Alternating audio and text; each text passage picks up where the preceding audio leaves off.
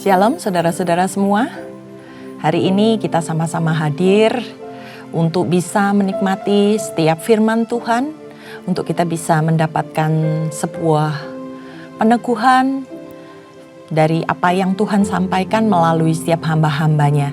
Hari ini kita akan masuk di dalam Yesaya yang ke-9, saudara-saudara.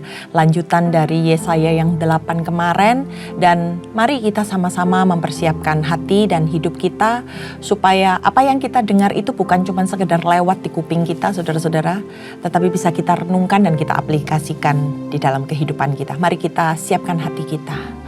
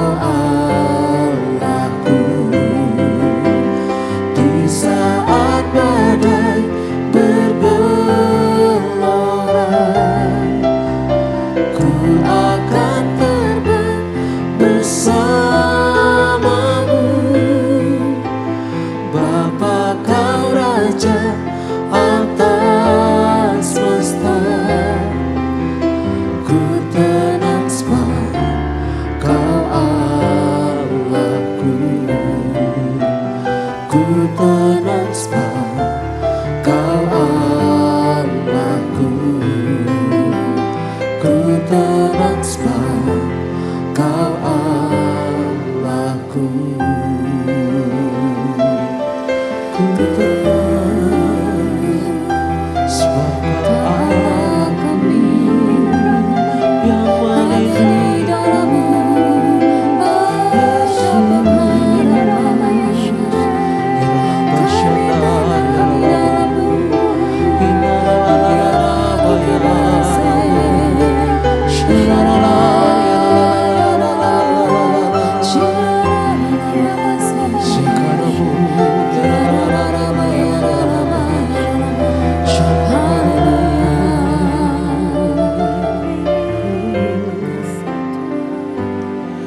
Yesus, Kau kebenaran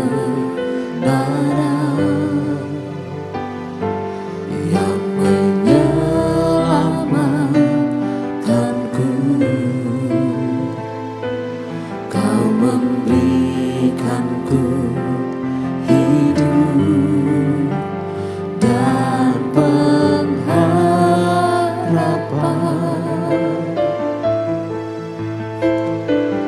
Ku ikut kehendak-Mu,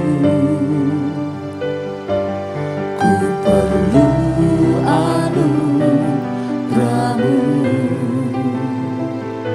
Ku nyatakan janji-Mu kepadamu.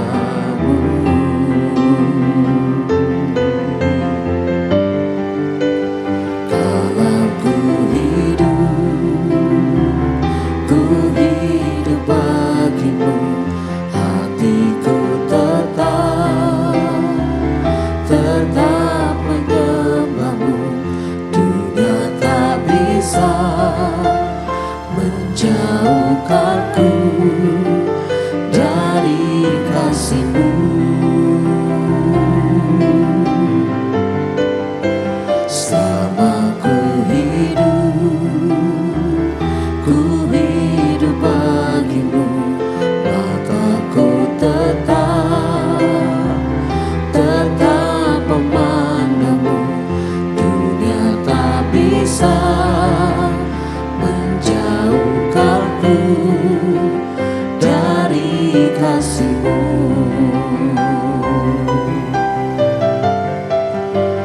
Kalau ku hidup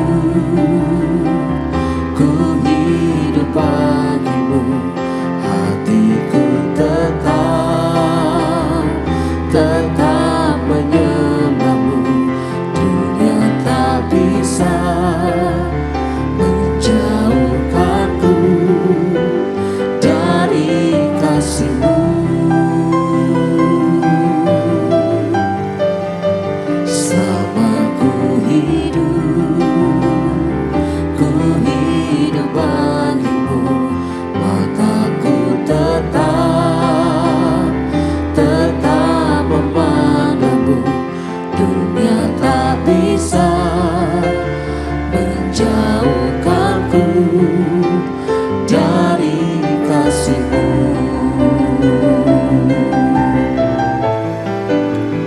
Kalau ku hidup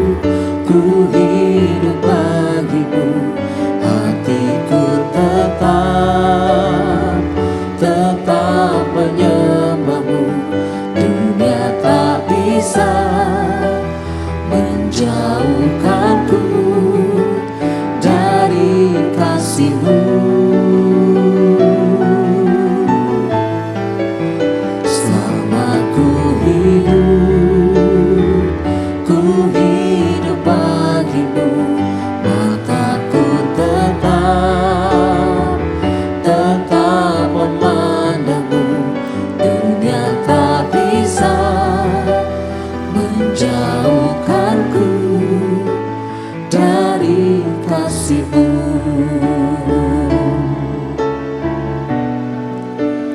Dunia tak bisa menjauhkanku dari kasih-Mu.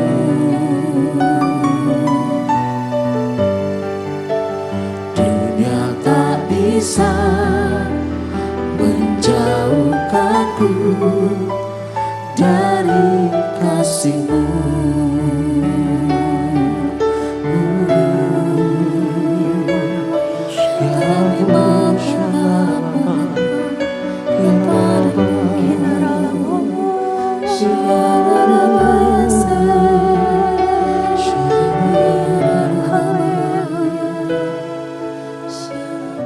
Terima kasih Tuhan.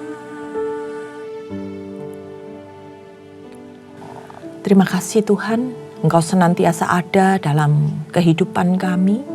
Engkau senantiasa berdaulat melingkupi seluruh hidup kami ya Bapa. Kami cuma mau katakan kami perlu Engkau. Kami perlu tuntunan-Mu Tuhan di dalam menjalankan kehidupan kami ini. Engkau Tuhan yang akan senantiasa mengiringi langkah hidup kami dan membebaskan kami Tuhan dari segala sesuatu yang membelenggu, yang menjerat kehidupan kami. Hari ini kami mau belajar sebagian dari firman-Mu dan kami menanti-nantikan bagaimana Tuhan berbicara atas setiap kami, menegur setiap kami, menguatkan setiap kami. Dan biar ya Tuhan, segala sesuatu yang ada di dalam kehidupan kami yang kami lewati, semuanya hanya bisa mempermuliakan nama-Mu ya Tuhan. Berbicaralah ya Tuhan, kami siap mendengar hanya di dalam nama Tuhan Yesus. Haleluya. Amin. Baik saudara-saudara, hari ini kita lanjutkan dalam Yesaya 9, masih dari satu perikop kemarin yaitu kelahiran Raja Damai. Kemudian perikop selanjutnya ada dikatakan murka Tuhan terhadap Efraim. Jadi ayat ini akan menjelaskan bahwa akan lahir seorang juru selamat, penyelamat buat setiap mereka yang akan membebaskan bangsa ini dari kekelaman. Dan bagaimana akan dijelaskan murka Tuhan kepada Efraim. Mari kita baca di ayat yang pertama. Bangsa yang berjalan di dalam kegelapan telah melihat terang yang besar. Mereka yang diam di negeri kekelaman atasnya terang telah bersinar. Engkau telah menimbulkan banyak sorak-sorai dan sukacita yang besar. Mereka telah bersukacita di hadapan-Mu, seperti sukacita di waktu panen. Seperti orang bersorak-sorak di waktu membagi-bagikan jarahan. Sebab kuk yang menekannya dan gandar yang di atas bahunya, serta tongkat si penindas telah Kau patahkan, seperti pada kekalahan Midian. Sebab setiap sepatu tentara yang berderap dan setiap jubah yang berlumuran darah akan menjadi umpan api. Sebab seorang anak telah lahir untuk kita, seorang putra telah diberikan untuk kita. Lambang pemerintahan ada di atas bahunya. Dan namanya disebutkan orang penasehat ajaib, Allah yang perkasa, Bapa yang kekal, Raja damai.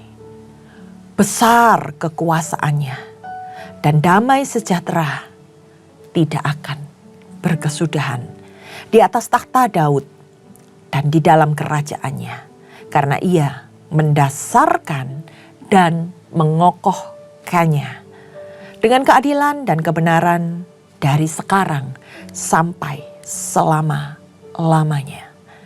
Kecemburuan Tuhan semesta alam akan melakukan hal ini.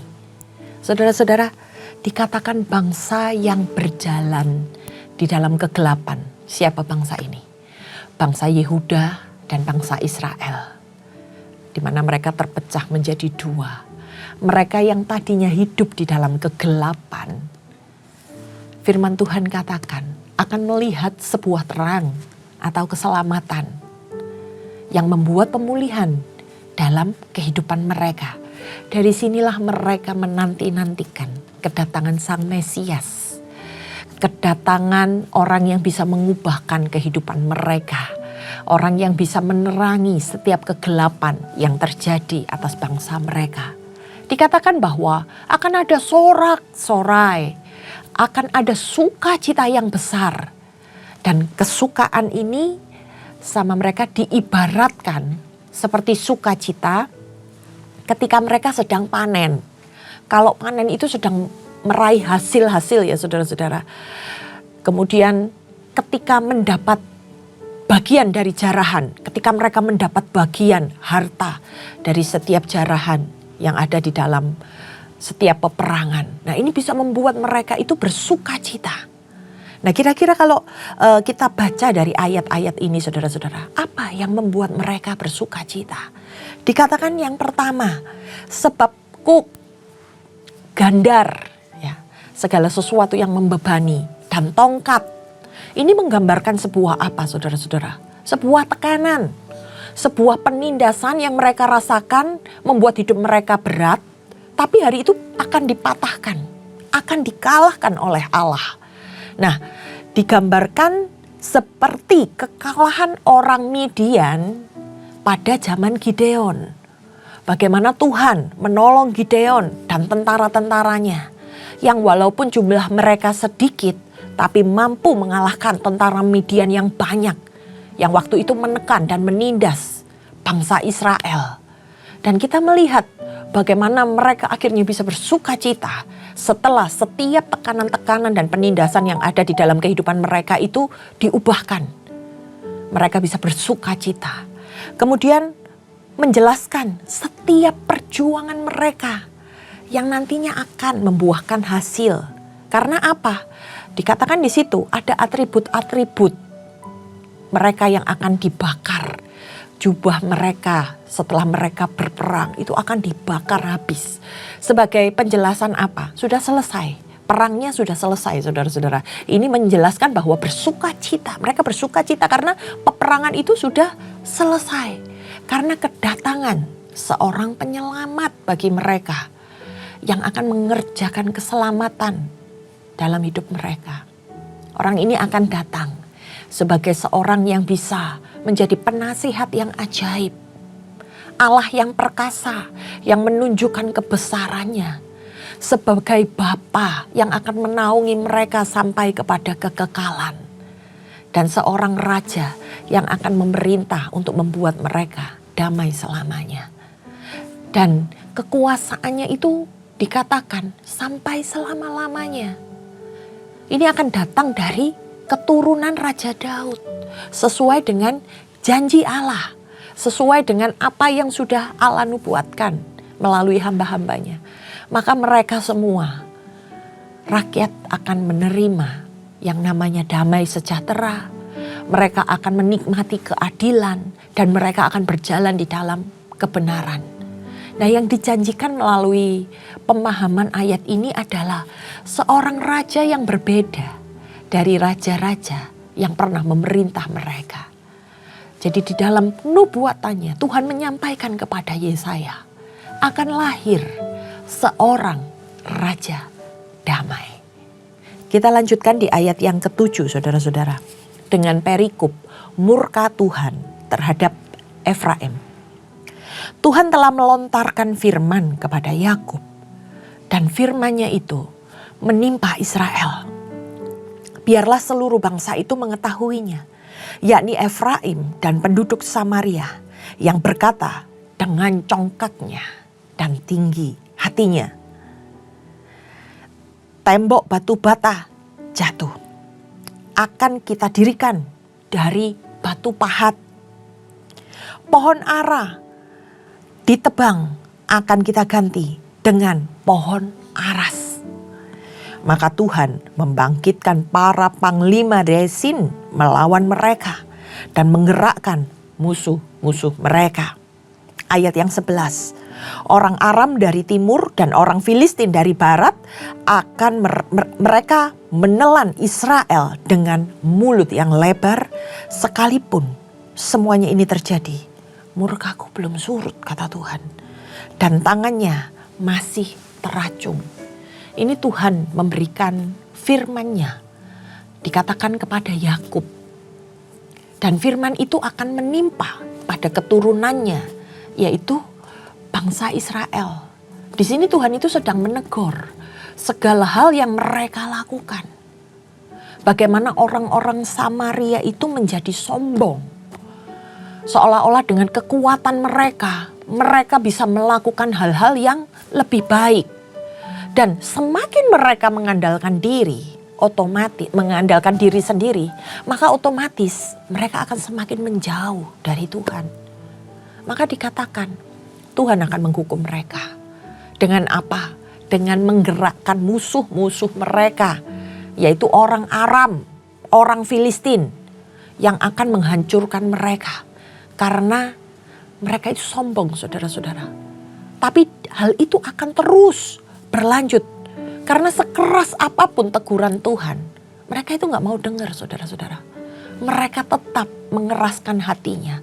Mereka tetap merasa diri mereka itu benar. Mereka merasa bahwa mereka bisa melakukan yang lebih baik dari apa yang Allah nyatakan.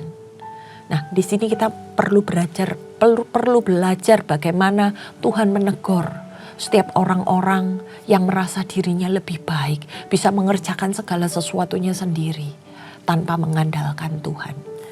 Kita lanjutkan di ayat yang ke-12, saudara-saudara.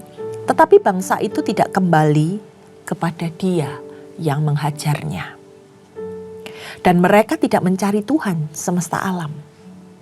Maka Tuhan mengerat dari Israel kepala dan ekor, batang dan ranting pada satu hari juga. Tua-tua dan orang yang terpandang itulah kepala. Dan nabi yang mengajarkan dusta itulah ekor. Sebab orang-orang yang mengendalikan bangsa ini adalah penyesat. Dan orang-orang yang dikendalikan mereka menjadi kacau. Sebab itu Tuhan tidak bersuka cita karena teruna-teruna mereka. Dan tidak sayang kepada anak-anak yatim dan janda-janda mereka. Sebab sekaliannya mereka murtad dan berbuat jahat. Dan setiap mulut berbicara bebal. Sekalipun semuanya ini terjadi, murkanya belum surut dan tangannya masih teracung. Nah, kalau kita baca, saudara-saudara, di ayat yang ke-12 ini bahwa kemarahan Tuhan itu terjadi karena apa? Karena mereka meninggalkan Tuhan. Ada kalimat, tidak kembali kepada Dia yang menghajarnya. Di mana mereka tidak mencari Tuhan yang benar. Ketika kita ada di dalam masalah, ketika Tuhan tegur, kita harus kembali sama Tuhan. Kita harus kembali sekalipun apa yang kita alami ini mungkin membuat kita sakit. Tapi cari Tuhan yang benar. Jangan cari pertolongan dari apa yang kita lihat. Kemudian di ayat berikutnya ada kata, maka Tuhan mengerat dari Israel. Mengerat itu maksudnya apa, saudara-saudara? Dalam istilah mengerat itu seperti mengiris secara pelan-pelan, saudara-saudara. Mulai dari kepala dan ekor. Dijelaskan di ayat selanjutnya, kepala itu adalah orang-orang tua yang terpandang. Sedangkan ekor ini adalah nabi-nabi palsu. Nabi-nabi yang menyesatkan mereka.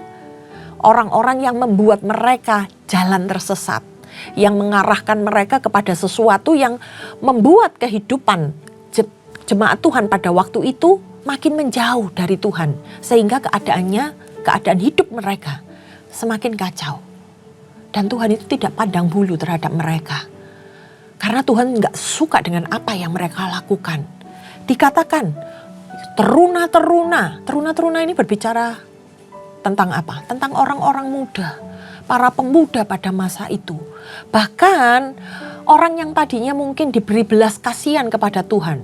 Dikatakan sekalipun pada orang-orang seperti janda dan yatim piatu. Orang yang paling biasanya Tuhan beri belas kasihan.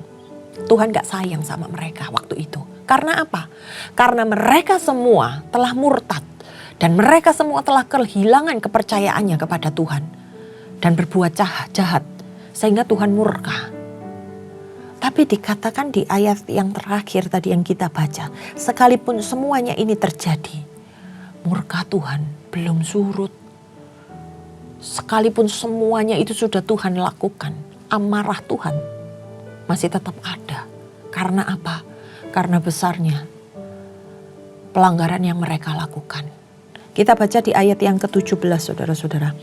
Sebab kefasikan itu menyala seperti api yang memakan habis putri malu dan rumput, lalu membakar belukar di hutan, sehingga tonggak asap berkepul-kepul ke atas.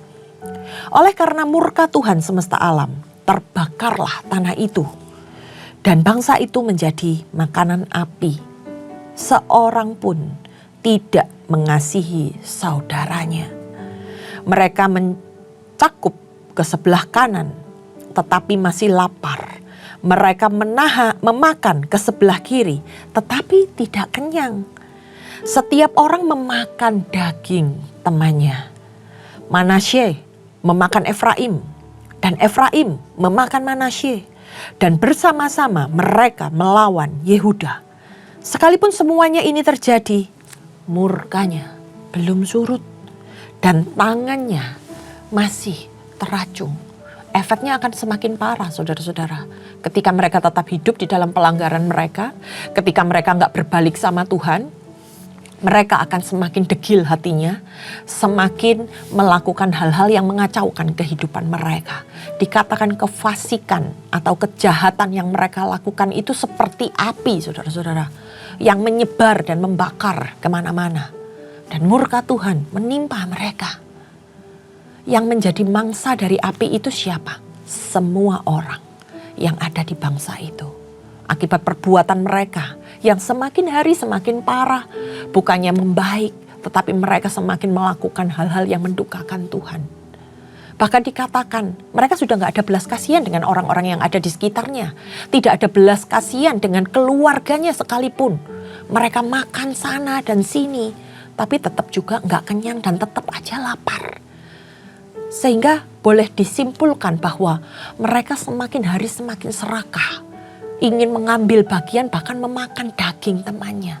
Sudah tidak lagi ada kepedulian kepada sesama. Kata memakan teman itu adalah kata-kata yang sangat parah ya saudara-saudara. Sehingga bisa kita simpulkan bahwa sudah tidak ada belas kasihan antara seorang dengan yang lain. Dan diibaratkan dengan kata Manasye dan Efraim. Mereka ini Manasye dan Efraim ini sama-sama keturunan Yusuf. Sebagai gambaran persaudaraan yang harusnya kuat terjalin di dalam kehidupan mereka. Tetapi mereka saling memakan. Bahkan melawan saudara tertua mereka yaitu Yehuda. Tapi firman Tuhan sampaikan. Sekalipun ini terjadi, amarah Tuhan itu belum juga surut. Tangannya masih mengacung atas mereka. Ini merupakan teguran yang sungguh luar biasa yang Tuhan sampaikan. Dan apa yang dinubuatkan oleh Nabi Yesaya ini tergenapi pada keadaan bangsa Israel waktu itu. Ada nabi yang benar yang Tuhan taruh untuk kehidupan mereka. Tapi mereka mendengar nabi-nabi palsu dan pengajarannya yang menyesatkan. Ini berbicara tentang bagaimana kedegilan hati mereka. Mereka lebih suka melakukan apa yang jahat. Mereka berlaku seperti orang-orang yang fasik. Yesaya ada di tempat itu seolah-olah mereka gak pedulikan. Padahal Yesaya datang, Yesaya hadir sebagai perantara dari Tuhan yang mengingatkan mereka. Mungkin perkataan-perkataan Yesaya ini tegas, keras. Tapi mereka gak suka saudara-saudara. Karena mereka malah melakukan sebaliknya yang membuat kehidupan mereka makin celaka. Sehingga yang dikatakan amarah Tuhan belum juga surut. Mereka gak menyadari kesalahannya, mereka gak berbalik dengan benar, tapi malah mereka mau menghancurkan hidupnya. Dan keadaan sekelilingnya menjadi binasa. Seperti api yang menyebar kemana-mana, yang menghanguskan segala sesuatu yang ada. Saudara-saudara, hendaknya kita hari-hari ini, kalau kita mendengar suara Tuhan, kalau kita melihat bagaimana apa yang akan terjadi ketika kita mengeraskan hati kita, ketika kita melakukan pelanggaran-pelanggaran di hadapan Tuhan, Tuhan gak pernah diam di dalam kehidupan kita. Ketika kita mau berbalik, ketika kita mau bertobat, akan ada pengampunan yang daripada Tuhan. Tetapi ketika kita meneruskan segala sesuatu yang tidak berkenan di hadapan Tuhan, Tuhan katakan, tanganku akan tetap teracung. Untuk itu, mari saudara-saudara, kita yang sudah mengerti firman Tuhan, kita yang berjalan di dalam kebenaran, hendaknya kita semua semakin waspada akan hari-hari kita. Dan kita boleh menjadi pengingat kepada saudara-saudara kita, orang-orang yang ada di sekitar kita. Mungkin hari-hari ini mereka lari dari Tuhan. Mungkin hari-hari ini mereka ditimpa murka Tuhan. Mari kita ingatkan supaya mereka bisa kembali dan bertobat kepada jalan yang benar. Oke, saya rasa sekian dari apa yang kita pelajari dari Yesaya 9 ini dan kiranya bisa menjadi berkat. Mari kita tundukkan kepala dan berdoa. Kami bersyukur Tuhan atas setiap peringatan-peringatan-Mu. Kami tahu Engkau Allah yang hidup di dalam kehidupan kami. Kami mau katakan Tuhan, sampai kapanpun Tuhan, kami akan hidup takut akan Tuhan. Apapun yang kami lakukan Tuhan, hanya senantiasa untuk menyenangkan hati-Mu. Dan Engkau ada di sepanjang jalan kehidupan kami ya Bapa. Jangan timpakan amarah-Mu atas kami ya Tuhan. Jika hari ini Engkau berbicara, jika ada yang harus kami perbaiki, bukan hanya mendengar Tuhan, tapi kami juga akan melakukan segala sesuatunya untuk membuat hati dan hidup kami berbalik kepada jalan yang benar. Terima kasih Tuhan atas pesan-pesan-Mu, atas setiap peringatan-peringatan-Mu ya Tuhan. Kiranya ini bukan hanya menjadi sebuah bacaan, sebuah perenungan, tetapi menjadi rema yang akan kami jalankan di dalam kehidupan kami dan bisa menjadi berkat bagi orang-orang yang ada di sekitar kami. Terima kasih ya Tuhan, kami mau serahkan kehidupan kami ini lebih lagi ke dalam nama-Mu. Hanya di dalam nama Tuhan Yesus Kristus, setiap yang percaya katakan amin. Demikian saudara-saudara, terima kasih sudah mengikuti Bible Study hari ini. Tuhan Yesus memberkati.